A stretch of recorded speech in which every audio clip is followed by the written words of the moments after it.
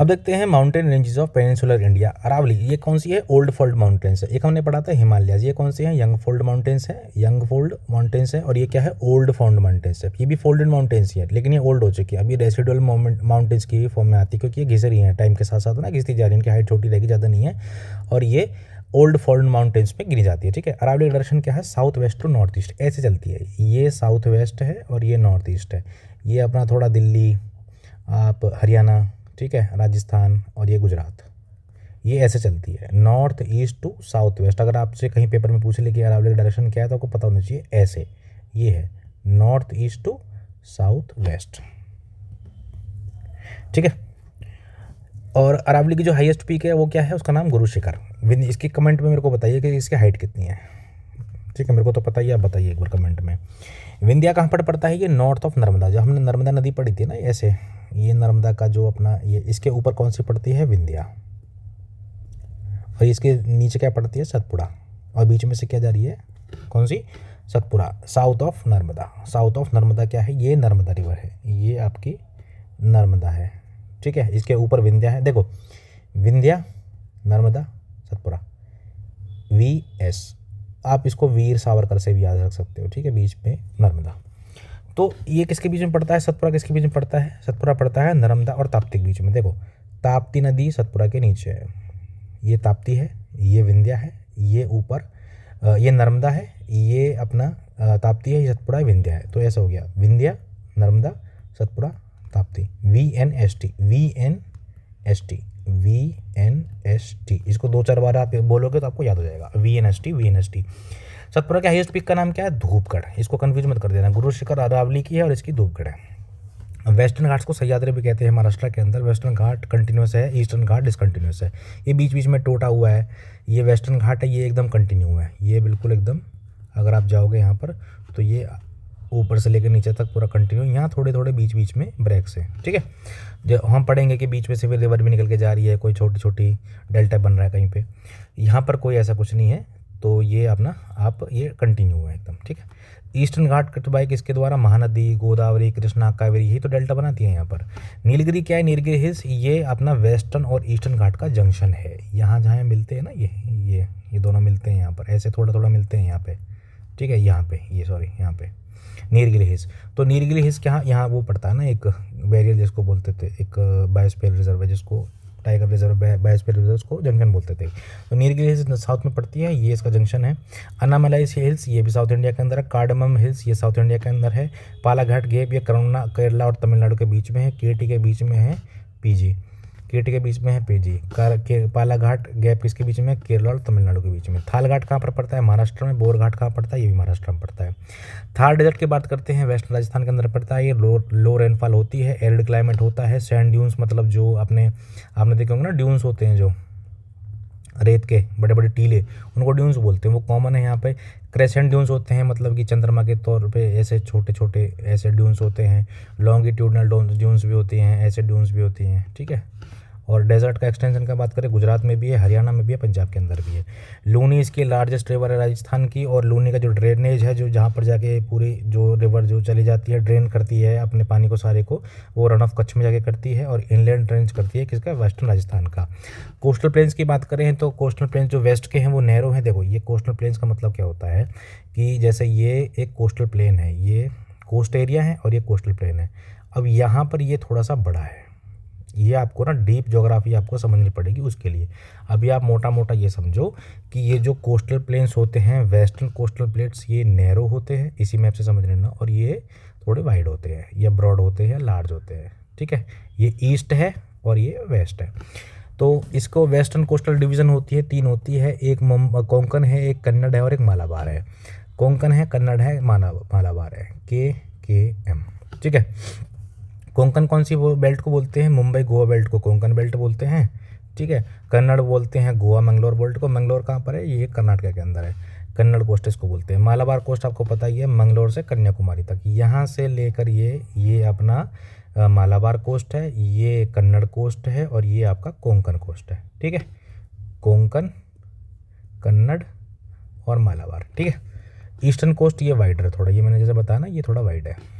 Eastern coastal division इसके भी 2 ही हैं, एक नॉर्थ सरकार है और ये कोरोमंडल कोस्ट है। ये तमिलनाडु का एरिया है और ये आंध्र प्रदेश उड़ीसा का है, उड़ीसा आंध्रा, ठीक है। नॉर्दर्न सरकार आपसे पूछ रही है क्या पड़ता है, ओडिशा आंध्रा का कोस्ट। कोरोमंडल कोस्ट ये तमिलनाडु कोस्ट को कहते हैं। डेल्टा कोस्ट कौन सा है, डेल्टा कौन कौन सी रिवर कहाँ कहाँ डेल्टा बनाती हैं, ये अपना ये ईस्ट कोस्ट में बनाती हैं। और एस्चुरी कौन सी बनाती हैं, वेस्ट कोस्ट। ये तो बहुत कॉमन सा क्वेश्चन है। बैक वाटर्स आपको केरला के अंदर मिलेंगे। बैक वाटर्स मतलब ये जो पानी है समुद्र का वापस आ जाता है सिटी के अंदर, और इससे क्या बैक वाटर चैनल्स बनते हैं। यहाँ पर बोट की रेस भी होती है, एक नेहरू ट्रॉफी रेस होती है केरला के अंदर। लेगून कहाँ है, चिल्का पुलिकट के अंदर है। ये हम आपको आगे पढ़ेंगे। यहाँ चिल्का है और यहाँ पुलिकट है, ठीक है। और ये पढ़ते हैं अब सॉइल्स के बारे में। सॉइल्स के बारे में, एलुवियल सॉइल्स ये नॉर्थन प्लेन में मिलेगी आपको। एलुवियल सोइल इंडिया में मोस्ट वाइड स्प्रेड है, सबसे ज़्यादा यही है। एलुवियल सोइल वेरी फर्टाइल होती है। न्यू एलुवियलम जो होती है इसको खादर बोलते हैं, ओल्ड को भांगर बोलते हैं, ब्लैक सॉइल को रेगुर सॉइल भी बोलते हैं। और ब्लैक सॉइल का जो ओरिजिन है वो बसाल्ट से बनती है, ठीक है। इसमें कॉटन उगता है और इसमें हाई मॉइस्चर रिटेंशन होती है और इसमें क्रैक्स डेवलप हो जाते हैं जब मॉइस्चर इसको नहीं मिलता है। जैसे पानी मिल जाता है तो ये काफ़ी थिक और मार्शी हो जाती है। तो यहाँ पर जो कॉटन जो बहुत अच्छा होता है, महाराष्ट्र की बेल्ट, गुजरात की बेल्ट, थोड़ी कर्नाटका की बेल्ट, ये आपको देखने को मिलेगा ब्लैक सॉइल में। रेड सॉइल ये आयरन रिच होती है, इसमें फेरस ऑक्साइड होता है, FeO2, इसमें फेरस ऑक्साइड होता है, ठीक है। रेड सॉइल का ओरिजिन कहाँ है, ये पेनिनसुलर इंडिया में मिलती है आपको। मैं आपको मैप से समझा दूंगा, सब आप टेंशन मत लो। लेटराइट सॉइल ये है जिससे ईंट बनती है। ये जहाँ पर हाई रेनफॉल और हाई टेम्परेचर होगा ना, देखो ये जो इंडिया का पार्ट है ना, ये यहाँ पर क्या ओरोग्राफिक रेनफॉल होती है जब मानसून आता है। तो ये सारा वेस्टर्न कोस्ट, ये अपना वो है वेस्टर्न घाट्स। तो यहाँ पर क्या है, पहाड़ों पर ऊपर नहीं चढ़ पाती है हवा, तो जो हवा है वो उसका मॉइस्चर रिटेन नहीं कर पाती है, तो बारिश होती है। तो जो बारिश जहाँ ज़्यादा होगी, चाहे ये चेरापूंजी मानसीराम में हो, यहाँ पर जहाँ हाई रेनफॉल होती है ना जिस भी एरिया में, वहाँ पर क्या है, मिट्टी के अंदर मॉइस्चर वो नहीं मिल पाता आपको, न्यूट्रिएंट्स नहीं मिल पाते, सब सरफेस रन ऑफ हो जाता है उसका। तो लेटराइट सॉइल वहाँ मिलेगी जहाँ आपको हाई रेनफॉल मिलेगा और हाई टेम्परेचर मिलेगा। इंडिया में ऐसे रीजन्स आपको पता होना चाहिए, ठीक है। ये आपको अपना वेस्टर्न घाट्स का जो एरिया है, यहाँ पर आपको लेटराइट सॉइल मिलती है। इस तरफ ना कि इस तरफ, ये तो सूखा है सारा, ये तो ड्राई, ये रेन शेडो एरिया इसको बोलते हैं, विदर्भ का रीजन, ठीक है। तो ये हमने लेटराइट सॉइल का ओरिजिन कहाँ पर, ये वेस्टर्न घाट्स में मिलेगी, ईस्टर्न घाट्स में मिलेगी, प्लेटू के मार्जिन्स में मिलेगी, ठीक है। डेजर्ट सॉइल ये एरिड वेस्ट में मिलेगा इंडिया में, जहाँ मतलब जो रेगिस्तानी मिट्टी है वो कहाँ पे मिलती है, वेस्ट में मिलेगी, एरिड होती है। माउंटेन सॉइल कहाँ मिलेगी आपको, हिमालय रीजन में मिलेंगी। सेलाइन और एल्कलाइन सॉइल ये एरिड और सेमी एरिड रीजन में मिलेंगी। पीटी और मार्शी सॉइल जहाँ वाटर लॉक्ड एरिया होता है, जैसे कि सुंदरबंस का एरिया हो गया जहाँ पर आपका पानी रुक जाता है बहुत ज़्यादा, उसको वाटर लॉक्ड एरिया में वहाँ क्या मिलेगी, पीटी और मार्शी, मतलब कि दलदली मिट्टी सिंपल भाषा में। और सेलाइन एल्कलाइन जहाँ पर नमक हो, पानी के अंदर ज़्यादा एसिडिटी हो, ठीक है। ये एरिड और सेमी एरिड रीजन्स के अंदर मिलेगी। अब बात करते हैं रिवर्स की। हिमालयन रिवर्स पेरियनल है। पेरियनल का मतलब क्या होता है कि पूरे 12 मास बहने वाली है, पूरे 12 मास। गंगा, गोमती, गंडक, यमुना, ये सब 12 मास बहती हैं। और जब पानी इसमें आ जाता है, ग्लेशियर से आता है, एक तो ग्लेशियर पिघलते हैं और फिर रेनफॉल होती है। तो इसका जो रिसोर्स है वो ये दो ही हैं, ठीक है। पेनिनसुलर रिवर जो गोदावरी, कृष्णा, कावेरी हैं, ये रेनफेड है। बारिश होगी तो इसमें पानी आएगा। ग्लेशियर का इसमें कोई रोल नहीं है, यहाँ पर ग्लेशियर है भी नहीं और यहाँ पर पानी सिर्फ रिवर से मिलता है। ये सीजनल वेरिएशन होती है यहाँ पर। क्यों होती है सीजनल वेरिएशन, मतलब क्या होता है कि ये पहले तो पानी, जब बारिश ज़्यादा हो जाएगी तो पानी बढ़ जाता है, बहुत ज़्यादा हाई हो जाता है। जब पानी बारिश नहीं होती है तो पानी घट जाता है। फिर वहाँ जो स्टेट्स हैं उनके ऊपर डैम्स बने हुए हैं, वो जो अपर रिपेरियन स्टेट्स हैं, लोअर रिपेरियन स्टेट्स को पानी नहीं देते हैं। फिर वहाँ लड़ाई होती है, फिर उसमें वाटर टर्मिनल्स बनते हैं, जैसे कि गोदावरी के ऊपर बना हुआ है आपका महाराष्ट्र और तेलंगाना की, आंध्र प्रदेश की लड़ाई होती है, और तमिलनाडु और केरला की लड़ाई होती है। वो ऊपर वाले स्टेट नीचे वाले स्टेट्स का पानी रोक लेते हैं। तो इसी वजह से सब ये कनेक्टेड है। तो पेनिनसुलर रिवर्स क्या है, सीजनल वेरिएशन में होता रहता है। जब बारिश ज़्यादा होती है तो पानी बढ़ जाता है, जब बारिश ज़्यादा नहीं होती तो पानी घट जाता है। हिमालयन रिवर्स का जो है लॉन्ग कोर्स है, ये बहुत ज़्यादा 2500 किलोमीटर की है अपनी जो गंगा रिवर है, और इंडस रिवर वो और भी लंबी है, और ब्रह्मपुत्र और भी लंबी है, ठीक है। तो पेनिनसुलर रिवर्स का जो है शॉर्टर कोर्स होता है, छोटी, क्योंकि पानी जितना होगा उतना ही तो ज़्यादा ट्रैवल करेंगे ना, जितना पानी होगा उतना ज़्यादा ट्रैवल करेंगे। इनमें पानी कम है तो उनका शॉर्टर कोर्स होता है। हिमालयन रिवर्स का जो है वी शेप्ड वैली होती है अपर कोर्स में। वी शेप्ड का मतलब क्या होता है, देखो मैं आपको ना सिंपल बताता हूँ। पानी जब ज़्यादा प्रेशर से आता है ना, तो वो उसके साथ बाउल्डर्स लेकर आता है, बड़े बड़े पत्थर, और वो बड़े बड़े पत्थर क्या है, नीचे रिवर का जो बॉटम होता है ना उसमें इरोजन करते हैं। ये एक तरीक़ा से यंग टोपोग्राफी होती है रिवर की, ठीक है। यंग एज होती है, 3 एज होती है ना, यंग, मैच्योर और सिनाइल या ओल्ड कह देते हैं रिवर की एज को। तो ये जो पेनिनसुलर रिवर्स है ना, ये अपनी ओल्ड एज में चल रही है, ये सिनाइल एज में चल रही है। और ये अपना यंग एज में चल रही हैं अभी भी हिमालय की रिवर, क्योंकि पानी ऊपर से आ ही रहा है और अभी भी जो है वो पहाड़ों को चीरते हुए आ जाती हैं और तो वो वी शेप वैली बना लेती हैं, बाउल्डर्स होते हैं उसमें। इसमें सिर्फ पानी है और इसमें हार्ड रॉक टॉपोग्राफी आपको मिलेगी। यहाँ पर पेनिनसुलर रिवर्स के अंदर आपको हार्ड रॉक टॉपोग्राफी मिलेगी। यहाँ पर क्या है, अभी भी सेडिमेंट्री रॉक्स हैं, जो शिवालिक्स हैं वो आसानी से वो टूट जाती हैं। वहाँ पे आपको देखा भी होगा लैंडस्लाइड हो गई, केदारनाथ के अंदर हो जाती हैं जैसे। तो वहाँ क्या है, पानी का प्रेशर बहुत ज़्यादा है और जो मिट्टी है वो ज़्यादा हार्ड रॉक नहीं है, वो अभी कमज़ोर रॉक्स हैं। और उसमें क्या होता है, इससे क्या होता है कि वी शेप्ड वैली वो ले लेती हैं ना शेप अपना। ये ज्योग्राफी के ना, ये जियोमॉर्फोलॉजी के कंसेप्ट है, आप इतना डीप में मत जाइए, ये बहुत बड़े बड़े कंसेप्ट है, आपको समझने में टाइम लगेगा। बस इतना समझ लीजिए कि जो हिमालयन रिवर्स हैं वो वी शेप्ड वैली होती हैं अपर कोर्स में, और जो पेनिनसुलर रिवर होती हैं वो ब्रॉड होती हैं। ब्रॉड मतलब वो आपको चौड़ी मिलेंगी और शैलो वैलीज मिलेंगे। शैलो वैलीज मतलब कि उनकी वैली जो उनकी जो डेप्थ है वो ज़्यादा नहीं होती, ठीक है, और ब्रॉड मिलेंगी, चौड़ी मिलेंगी। और ये आप देख रहे हो ना, गंगा रिवर आप देखोगे कि भाई बहुत चौड़ी, लेकिन आप जब आप पेनिनसुलर रिवर देखोगे ना वो और भी चौड़ी मिलेंगी, वो ब्रॉड मिलती है और, ठीक है। तो एंटीसीडेंट ड्रेनेज का मतलब क्या होता है कि जब हिमालय के ओरिजिन से भी पहले जो रिवर्स थी उनको एंटीसीडेंट ड्रेनेज सिस्टम बोल देते हैं। तो हिमालयन रिवर्स इसी का है, हिमालय से उठने से पहले भी वहाँ रिवर्स थी, ठीक है। और सुपर इम्पोज्ड ड्रेनेज का मतलब क्या होता है, कुछ पेनिनसुलर रिवर हैं जो पहले किसी और रिवर बहती थी, वहाँ पर इन्होंने अपनी जगह ले ली। सुपर इम्पोज्ड टोपोग्राफी इसको बोलते हैं कि यहाँ पहले भी रिवर बह रही थी, अब यहाँ फिर से रिवर बहने लगी और फिर से रिवर मिलने लगी।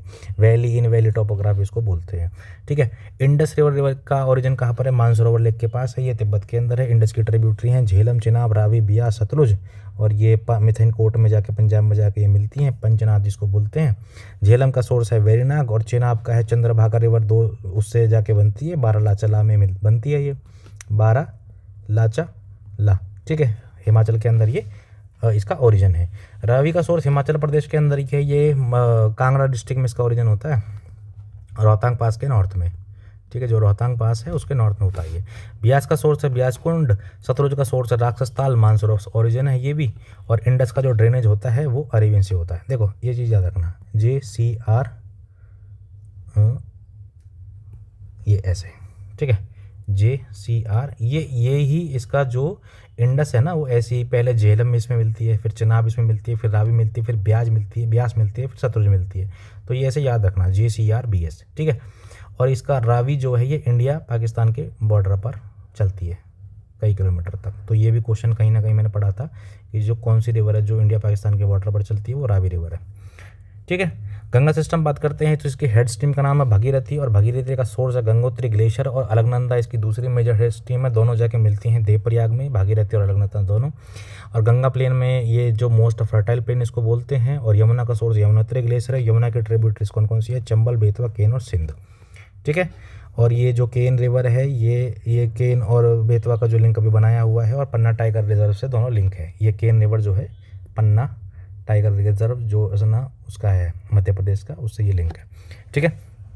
चंबल बेडलैंड टॉपोग्राफी, जो बीहड़ होते हैं, बेडलैंड टॉपोग्राफी जहाँ पर आपके डकैत होते थे, पान सिंह तोमर आपने अगर मूवी देखी होगी तो वो बेडलैंड टॉपोग्राफी इसको बोलते हैं। या जो ट्रैवल करते हो आप कभी MP के इस रीजन्स में तो आप बीहड़ देखते हो तो उसको बोलते हैं बेडलैंड टॉपोग्राफी। और वो कौन बनाती है, वो चंबल रिवर बनाती है, ठीक है। घाघरा ये गंगा की ट्रिब्यूटरी है, गंडक ये गंगा की ट्रिब्यूटरी है, कोसी ये गंगा की ट्रिब्यूटरी है। ये कोसी को क्या कहा जाता है, सोर ऑफ बिहार, ठीक है। गोमती, घाघरा, गंडक, कोसी और महानंदा ये गंगा की ट्रिब्यूटरीज हैं। कौन सी, लेफ्ट बैंक ट्रिब्यूटरीज, ठीक है। कैसे लेफ्ट बैंक, कैसे, देखो ये ऐसे ट्रैवल कर रही है ना गंगा, ऊपर से वेस्ट बंगाल की तरफ जा रही है, तो जिधर इसका ऐसा मुंह होगा ना ऐसे, तो ये लेफ्ट में, ये लेफ्ट है, राइट में है अपना कौन कौन सी, यमुना है, सोन है, पुनपुन है, ये रिवर्स है, ठीक है। मैं आपको डिटेल में पढ़ा सकता हूँ, लेकिन मेरा मतलब मेन फोकस ये है कि मैं आपको ना एक क्विक रिवीजन करा दूँ इसी तरीक़ा से। ब्रह्मपुत्र पढ़ लेते हैं। ब्रह्मपुत्र ये इसका जो ओरिजिन है तिब्बत के अंदर है, सांगपुर रिवर वहाँ पर कहवाती है।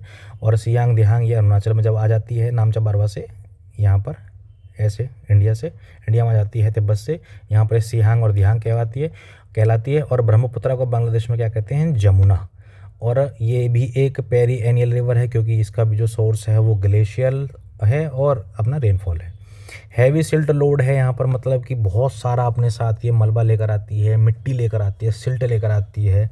और आप सोचिए कि ये कहते हैं कि ये गांव बसे हुए हैं अगर असम में रीजन में ब्रह्मपुत्र के किनारे पर, तो एक रात में गांव के गांव ख़त्म हो जाते हैं। ये यहाँ तक सिल्ट ले आती है। मान लो गांव यहाँ तक है ना, तो ये यहाँ तक सिल्ट ले आएगी। कोई गांव यहाँ तक है ना, तो अगले दिन पता चला यहाँ तक इसने अपने सेडिमेंट्स को डिपॉजिट कर दिया। तो ये बहुत ज़्यादा ऐसी रिवर है कि ये हैवी सिल्ट लोड इसका होता है। माजुली रिवर आइलैंड ये कहाँ पर है? ये ब्रह्मपुत्रा पे है। माजुली स्मॉलेस्ट रिवर आइलैंड है ये। ट्रिब्यूटरीज इसकी दिबांग है, लोहित है, सुबानश्री है। और फ्लड कहाँ करती है? ये असम वैली के अंदर करती है। और ये अपना नर्मदा रिफ्ट वैली में ट्रैवल करती है और ताप्ती भी रिफ्ट वैली में करती है। और ये कहाँ जाती हैं? अपना इस डायरेक्शन में। बाकी सारी रिवर इस डायरेक्शन में जाती हैं, ईस्ट की तरफ, और ये जाती है वेस्ट की तरफ। ठीक है, तो ये 200 पॉइंट्स हमने कर लिए हैं। आप इनको एक बार रिवीजन कर लीजिए। जब मैं पूरे पॉइंट्स पढ़ा दूंगा 400 500 600 जितने भी मैंने टारगेट लेके चला है, मैं आपको PDF दे दूंगा फ्री ऑफ कॉस्ट, कोई पैसे नहीं। और यही आपको यहीं से रिवीजन करनी है। 15-17 पेजेस में तो ये 400 पॉइंट आ जाएंगे और वही 25-40 में आपके 1000 पॉइंट्स आ जाएंगे। सब करा दूंगा। और अगर आपको कोई और सब्जेक्ट आपको पढ़ना है तो मुझे कमेंट में बताइए कि आप कौन सा सब्जेक्ट नेक्स्ट पढ़ना चाहते हैं। Ancient history, modern history, medieval history, ऐसे ही बुलेट पॉइंट्स में पढ़ाऊंगा आपको। पढ़ो आप कहीं से भी, रिवीजन आप यहाँ से कर लेना। आपका पेपर कोई भी हो, SSC, UPSC, CDS, NDA, कोई भी हो, नहीं रुकने वाला। ठीक है, तो आप यहाँ से रिवीजन कीजिए। और जब पूरी वीडियो हो जाएगी, जब सारा कंप्लीट हो जाएगा, मैं आपको PDF प्रोवाइड करा दूंगा। डिस्क्रिप्शन में आपको लिंक दे दूंगा। ठीक है, जय हिंद, जय भारत।